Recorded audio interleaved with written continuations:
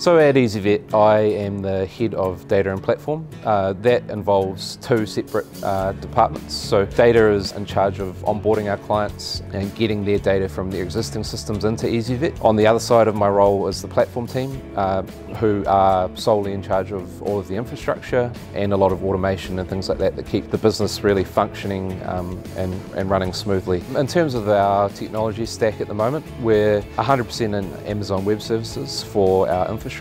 On top of that, we are primarily running PHP as our kind of back-end language, and then in the front we've got React and HTML and CSS obviously, but there's a whole bunch of new things always coming through. So for back-end stuff, we're bringing in a lot of Go now, a lot of Node.js, a lot of Python for infrastructure automation.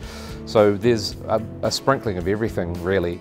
Passion is the number one thing that I look for when I'm looking to hire people. Just having a passion and desire to change the way people think about things, or they want to discover new tools, learn how they work, get them going, sell them into the business, get them in front of clients. That's kind of the thing that I look for.